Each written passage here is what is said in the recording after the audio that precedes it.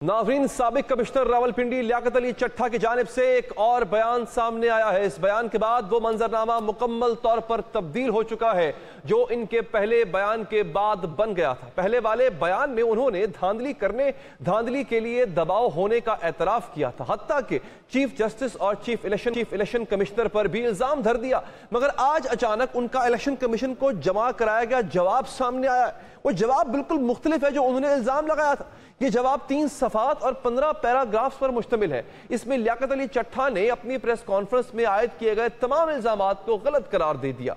साबिक कमिश्नर रावलपिंडी लियाकत अली चट्ठा ने अपने तहरीरी बयान में लिखा है कि 2018 में इंतखाबात के बाद इन्हें पंजाब में कलीदी ओहदों पर काम करने का मौका मिला, जिस पर उनका तहरीक इंसाफ की क़यादत से मेल जोल बढ़ा। इसी दौरान तहरीक इंसाफ के एक नुमाया रहनुमा से ज़ाती दोस्ती का ताल्लुक भी कायम हो गया। सानह 9 मई के बाद वो रहनुमा भी मफरूर हो गया।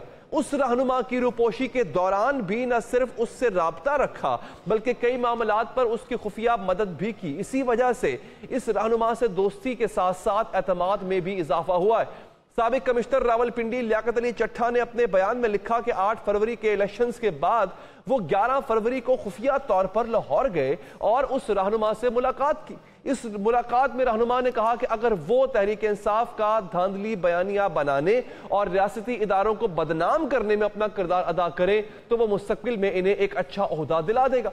इस रहनुमा ने साबिक कमिश्नर रावलपिंडी को बताया कि तहरीक इंसाफ की सीनियर क़यादत के मशवरे और मंजूरी के बाद तमाम मंसूबा बनाया जा चुका है। बयान के मुताबिक इस रहनुमा को मालूम था कि कमिश्नर लियाकत अली चट्ठा रिटायर होने वाले हैं और अब सरकारी मराद छोड़ देने के ख्याल से परेशान।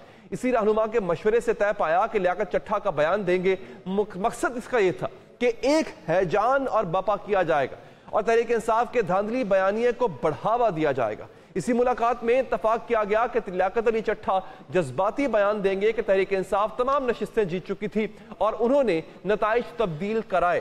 साबिक कमिश्नर रावलपिंडी लियाकत अली चट्ठा के बयान के मुताबिक खुदकुशी वाली बात भी उन्होंने ड्रामाई तासुर देने के लिए कही थी। चीफ जस्टिस का नाम भी उनकी साख को नुकसान पहुंचाने के लिए लिया और यह करने के लिए भी तहरीक इंसाफ के उसी रहनुमा ने कहा था। मकसद यह था कि पूरे मुल्क में इंतखाबात को मुतनाज़े बनाया जाए। उसी वजह से चीफ इलेक्शन कमिश्नर का नाम भी लिया गया था।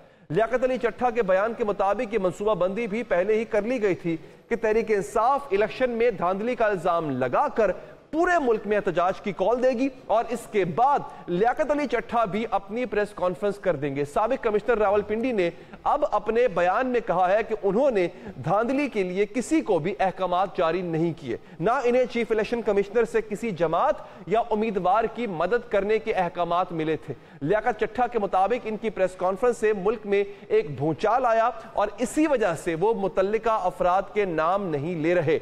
लियाकत अली चट्ठा का बयान तो आ गया नाज़रीन, लेकिन कई सवालात पैदा हो गए। उन्होंने इस रहनुमा का नाम क्यों नहीं बताया जिसके कहने पर यह प्रेस कॉन्फ्रेंस की थी।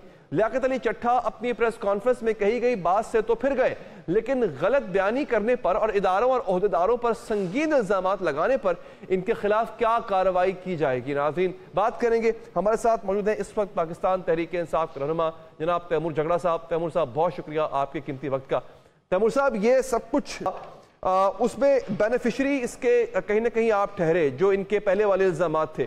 अब ये कह रहे हैं कि I was manipulated, someone entered my skin, और तब जाके मैंने ये बयान दिया और वो तहरीक इंसाफ के रहनुमा थे। तो सर ये क्या हो क्या रहा है सर? ये जो साहब पहले बात कर रहे थे उसको सच माना जाए, जो अब कह रहे हैं उसको सच माना जाए, और इल्जाम तो आप पे आ रहा है।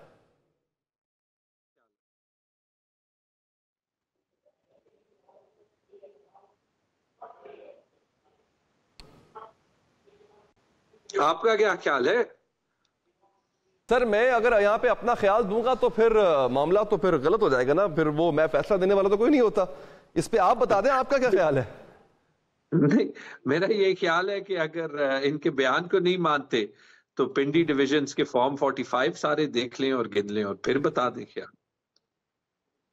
अच्छा, नहीं, इन्होंने जो कहा था कि 70 हजार की लीड हमने दी है, तो ऐसा तो कोई भी हल्का नहीं है जहां पे किसी को 70 हजार की लीड मिली हो।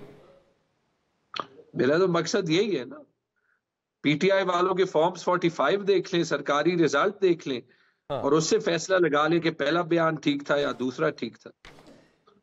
نہیں اچھا، تو ان کے اس الزام کا کیا کہ یہ ایک پی ٹی آئی کے رہنما سے خفیہ ملاقاتیں کرتے تھے، انہوں نے یہ سب کچھ بڑے ڈرامائی انداز میں کرنے کو ان کو بولا، ایسا پاسبل ہے؟ ویسے آپ کہہ سکتے ہیں کہ یار جا کے گیم اٹھا دو؟